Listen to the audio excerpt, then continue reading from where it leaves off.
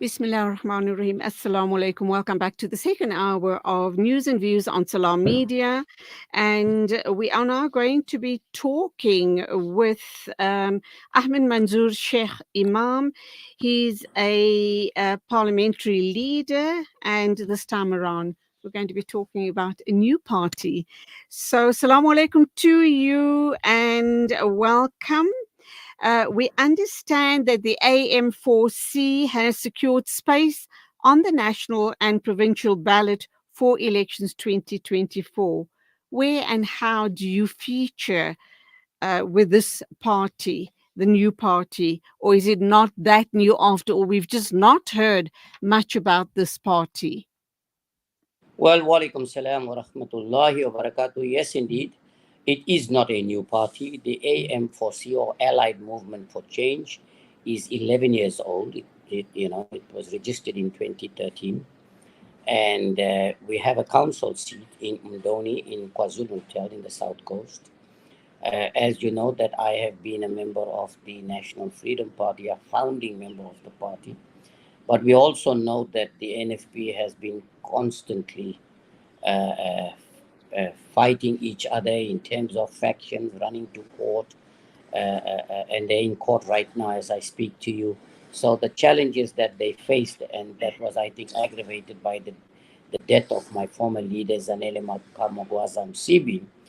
And then more importantly, there's been a call from many people in the NFP and outside of the NFP saying that they need me back in Parliament for my contribution and how important it was to protect our freedom of religion and the rights of ordinary South Africans, which rights are being violated, the poor delivery of services and things, which prompted me to, and of course with the assistance of NFP members, I wanted to register a new party, completely new. Signatures have come from the NFP.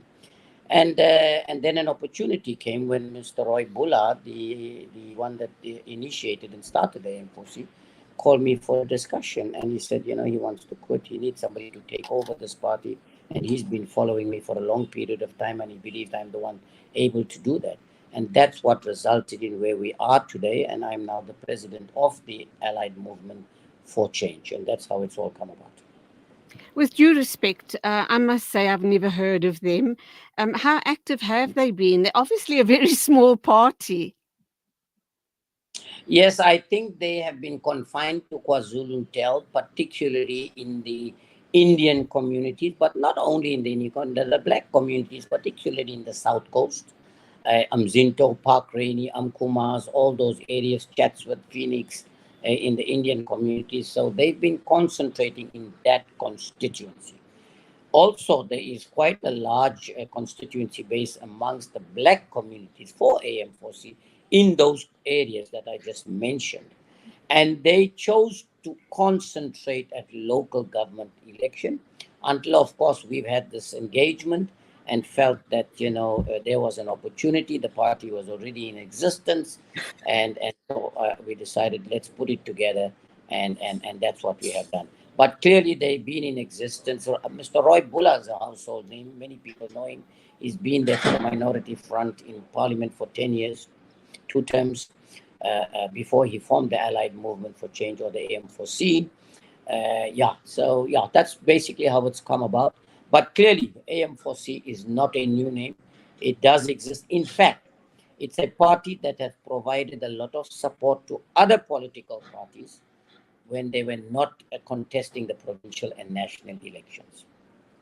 So, how do you feel having spent that many years with the NFP, now moving away from them and joining the AM4C? Well, it's not the easiest of decisions. It was, I must be quite an emotional thing because remember, I was the founding member of the NFP with my former leader, Zanele Kamagwazam Sibi. But I must also say that, politics is about the people. And I think I've been working under very difficult circumstances in the NFP. Many, many people have always raising their concern with me, wondering how is it being an Indian in a predominantly black party? I've survived. Only I know what I've experienced and gone through, but that did not deter me or prevent me from doing my best for the people that I serve. on the issue of Palestine, the police officers, the state of the country, all these issues. I was able to do what I could do best for them. Yes, but it was under very difficult and trying conditions, I must be honest with you. But what is important that you can't have an organization that is constantly in court fighting each other amongst the factions, not being progressive. Certainly not. I mean, you need to be able to govern yourself to be able to govern the structure in governance itself. And that was not possible as far as the NFP was concerned. And that was the difficulty, despite all my efforts to unite those factions, bring them together. I succeeded in 2019 in bringing them together. Otherwise, we would not have contested in 2019. But immediately after the elections, then the infighting started again, and it got progressively worse. You're today sitting with 3 and 4 factions. Now, I have unfinished business. I have to continue. So it wasn't the best of decisions, I must tell you, but for even the legacy of my former leader, VZ Magwazam Sibi, was very close to me. I will continue that work and ensure that she features somewhere, in terms of her legacy. Okay, so let's look at the issue around when you talk about infighting. It's not unique, or it was not unique as far as the NFP is concerned. Infighting happens in most political parties. We are aware of that. How do you believe it's going to be different with the AM4C? What are you going to do differently to prevent that type of scenario playing out again? And when you talk infighting, we are talking about power, control, a situation possibly of too many chiefs and not enough Indians. Absolutely. But let me tell you, that is why it's imperative, and I've always raised this. And in fact, to what extent I mentioned that we have too many politicians in the country, only a handful of statesmen and stateswomen. In politics, we are the servants of the people. And if you want to ensure that your party focuses on what is good for the electorate and the people on the ground, then you will ensure that you identify the right kind of leadership, those that are committed and dedicated and passionate about serving the people, not those that are coming to parliament because it's a job, a way of earning money, not those that want to come there to enrich themselves, but those that will be there, who will eat, sleep, walk, and talk on improving the lives of our people. And that is why we've gone to the extent of identifying people on the ground. We've sent out this request to the public to identify the right kind of people, that people themselves align themselves with these leaders. And that's when we've chosen those that we believe are there for the right reasons, that will make a difference in the lives of the people. And I think that's where the difference between us and many other political parties. Yeah, we've given the people the opportunity to tell us who they want, rather than political parties telling the people on the ground who they want to represent them. And I can say to you that no matter what happens, we will always be engaging with the people on the ground to get a mandate from them, because we represent them. So now let's look at the issue around the manifesto. But before we get there, um, you mentioned, and I commend you for it, you mentioned that when you were with the NFP, it was a majority Black, as in an African party, and you're an Indian. That shouldn't be an issue at all. It wasn't an issue with you.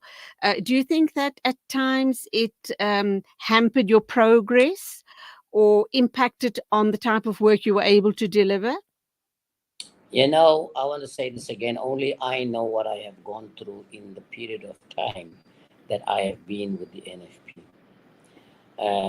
And I can even show you a social media post that indicated that the ANC has Praveen Godam, the IFP has got Naren Singh, and we have got Shaik Emam. How long are we going to allow these Indians in our black parties? The very same Indian that started this party, the very same Indian that gave it its name, the very same Indian that secured the resources, okay, to contest the elections, the very same Indian that kept the NFP alive in terms of its name, it didn't matter. I've learned one thing about politics, that people will do anything and everything, everything possible, to tarnish one's image and reputation and use every avenue available if they want you out of the way. So, yes, it's been a very trying time for me. However, I was not one of them that will give up. I was not willing to give up. But I've realized that with the electorate wanting so much from me, and believe me, the number of calls, the messages from the media, people on the ground, police officers, all raising their concerns about what is happening in the NFP and what is going to happen to me come 2024, because they needed me there to fight their fight. And that is why I had to take this decision. But I want to tell you, it's not easy. Racism is alive in South Africa. In fact, it's worse than what it was during the days of apartheid. I want to tell you that. And we are downplaying that. And politicians are using race to divide us even more. And that is the greatest problem. And that is why, I always say that unless we deal with this racial divide in South Africa, and also the tribal divide that exists, South Africa can turn into a country that will have civil unrest, a tribal war. And that's the direction, in my view, that we are actually heading to. So let us be mindful on things. If we think that we have had our freedom in this country and that racism does not exist, that we are a rainbow nation like some of us project, it is clearly not the case. Okay, your manifesto AM4C, what's it all about? And I like the logo very much. Um, your manifesto, and of course, I know your personal views on Palestine. You and I have had many discussions around that. But as far as the AM4C is concerned, would it really be portraying your personal views as well on the Palestinian situation? Because there are certain smaller parties that are being funded by white people in the country, and they clearly not pro-Palestine at all. Well, on the issue of Palestine, let me start off there. Yes, I eat, sleep, walk, and talk Palestine. It's painful. You become emotional when you see exactly what is happening in Palestine. And as the Allied movement for change, we must condemn with the contempt it deserves the atrocities that are being committed against the Palestinian people. Remember, the Rif community of Morocco are facing the same thing. Western Sahara is facing the same thing. And so the Allied movement for change, in terms of our manifesto and our policies, are in support of every country in the world which upholds high and respects human rights. Any country that does not uphold the human rights of others, we will not support, and we'll be very vocal about that. That's the first thing. On the issue of Palestine, it was it was myself actually that brought the first motion in the world. Anyone that ever wanted to take on, because when you take on the Zionist state of Israel, you're taking on the entire West and many great parts of Europe. And I was willing to do that, to downgrade the South African embassy, which resulted in our recalling our ambassador. That was the first step. And of course, I've had a lot of hate speech. I continue to get them on a daily basis, more so with some of the statements that I have made in support of Palestine. But remember, life and death comes from Allah. So no threat is going to deter me from on focusing on the issue and the plight of the Palestinian people and anyone who has their rights violated anywhere in the world. And we have always said, and I'm going to say it again, even at the Allied Movement for Change, that unless you deal with the big monsters in the world who are causing division, mayhem, chaos, destruction, regime change, there will be no peace in the world.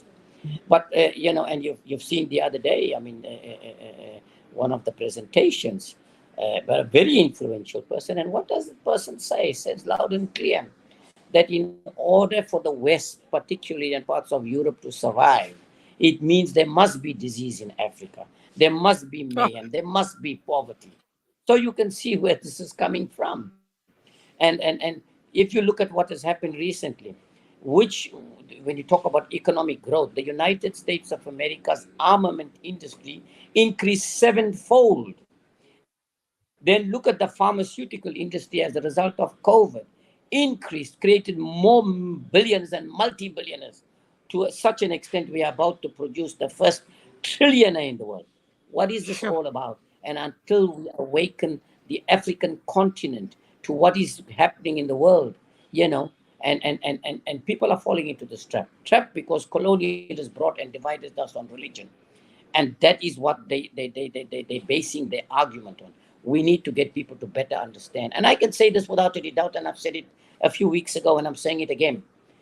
Western Cape will become another Palestine if people don't rise. The Khoi and San, the colored people, the poor of the poor don't rise. It's going to become another Palestine. If you listen to the latest statement made by the leader of the DA, John Steenhuisen, I mean, can you imagine? He goes to the extent of saying that, that in order, in other words, he's justifying what is happening in Israel. You understand?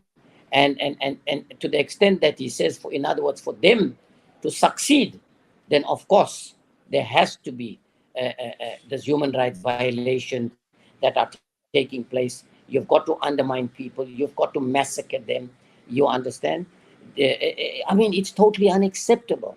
And this is the statements they're making. So you can see the agenda of the West and this white so-called white supremacy and Zionism will believe they are superior to anybody else. So these are some of the things I think that we need a lot of education starting in South Africa, but going through the African region and the continent, educating our people what the bigger picture is all about. And that's where the Allied Movement for Change comes. That's where I come. I've been very vocal. And like I said, even this morning, there's threats coming in every day, insults and abuse on all my emails coming in every day. Is that going to stop me? No, it's not going to stop me. If you want me to continue on the issue Okay. of the manifesto and a few items, I'm quite willing to Yep. talk about that. Please do. Please do. Go ahead. Shall I go ahead? Right. First of all, Please. right. First of all, let me say, having been in Parliament for the best part of 10 years, before that I've been a councillor in Itegwini and things, I think I know and understand what the challenges are in the country, and of course, what some of the solutions must be in the country. Now, first of all, people will talk about the economy. Absolutely.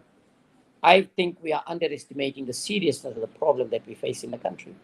77.3% debt to GDP, 23 cents on every rand you're paying debt service cost to such an extent. There's no alarm bells ringing when South Africa decides now to go and take away 150 billion rand from the only 500 billion rand in gold reserves that you got, okay, to protect your foreign currency. You're now taking 150 billion away from there, you're depleting that. What direction are we heading? Fiscal cliff? Hmm. Will it affect the sovereignty of the state? That's the direction. We actually borrow for consumption, not for infrastructure development that we can turn it into economic growth. But let me tell you what our solution is. The first of all, economic growth in South Africa. Your manufacturing industry is at a standstill. Why should South Africa be importing everything that you have the capacity to manufacture? Your textile industry, your leather industry, even your poultry industry. Instead of providing incentives to enhance these industries, what are we importing and importing? Your agricultural sector, one of the most important sectors, 44% of the most arable land in the world. And we want to import wheat and things, okay? Is it acceptable? Totally unacceptable. So we believe that if you want to deal with the economic growth in the country, you have to address these things. Let me give you another good example. If you notice what the Minister of Finance is saying, revenue has declined. Revenue has declined year in and year out. But look at the number of foreign nationals in South Africa that are not paying any taxes. But look at the burden of taxes on locals, 13 or 15% is the only population in South Africa that pays taxes to look after the 85% of the country. Why can't we do more revenue collection here and another? Let me give you another good example. Take Germany. The government in Germany, in the local authorities, invest in a business, BMW, for example. And the revenue that comes and the profits that come, that goes to developing those areas. What stops a city like Gauteng, Johannesburg, or city of Itegwini, or city of Cape Town in investing in businesses that are profitable? What stops us from ensuring that the wealth of this country, which the Freedom Charter says must belong to the people of this country? But what are we getting? The crumbs. We are saying, as the AM4C, that let's make it at least a 50-50. Let the people in this country benefit from that 50% of the wealth of this country, while the private sector is actually mining and owning the business. That is what we are saying. So let's look at our economy, how we can take back our country, take back our wealth of this country. These are some of the things we are saying, and these are not difficult for us to be able to implement. Africa has everything to offer the world, but yet we are as good as beggars, begging the West. And when they put sanctions, look at the price that we have to pay. Let's look at the issue of corruption. As the AM4C, we are saying two things you can do to reduce corruption considerably. One, may ensure that no politicians has anything to do with employment or appointment of any office bearers. Let there be an independent body appointed by the private sector to be able to get people that are fit for purpose and put them in. And equal to that, no politicians or political parties must have anything to do with procurement. That is where this country is losing about 500 billion rand a year, because an item that costs 10 rand, you are paying 100 rand. Why political parties are benefiting from it? They sustain themselves. Okay, we just had a bit of a break there. We do need to wrap up now. Can't hear you. Can't hear you. We can't hear you. Can you please unmute yourself? Are you there? Are you there? Yeah, no, you were on mute there. We do need to wrap up now. My final question then to you is funding.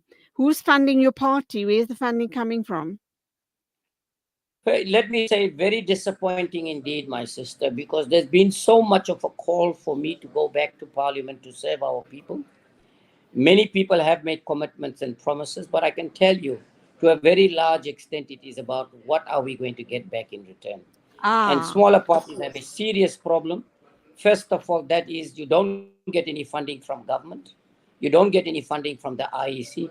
You have to rely on those that are, small business owners and things, and communities that can come back to assist us.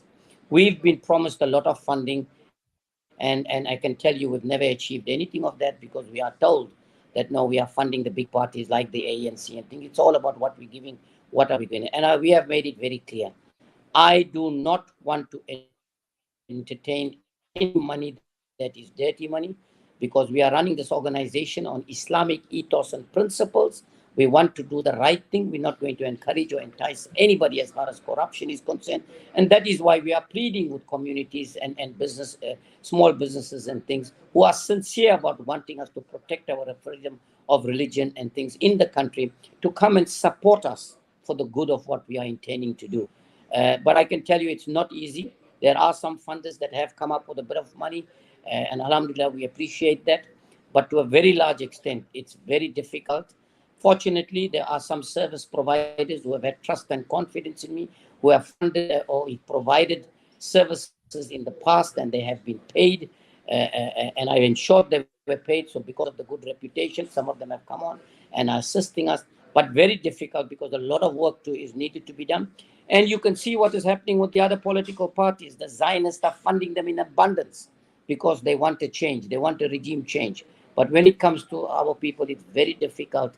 We're expecting more, but inshallah, we make dua that Allah subhanahu wa ta'ala Oh, protects us and Ameen. gives us what. Ameen. I mean, Very, very quickly, I do have to go. Very quickly, would you ever consider going to a coalition with any other smaller party or smaller parties?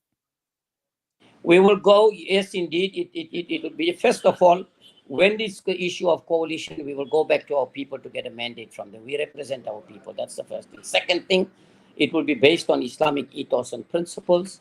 Okay, we are not going to compromise our principles no matter what it is. We have discussed these things with the government, the ANC, and many others in a multi-party coalition talks. We've made it clear where we believe if we want to talk coalition governments, we need to deal with the issue of corruption. Like I've alluded to earlier, we've mentioned some of these things that we believe we need to put in place. And this is what it's going. It's not going to be about positions and power and financial resources. It's going to be about what is in the good for the people of this country. And that's where we leave it. We'll be looking out for you and how the party is going to fare at the elections. So, all the very best. Lots of people do have a lot of trust in you. Alhamdulillah. So, you go well. Our duas with you. Salamu alaikum. Ahmed Munzoor, Sheikh Emam with his new party, AM4C. It is exactly 9:39 a.m. News and Views on Salam Media, and our next guest is Siraj Chikwato.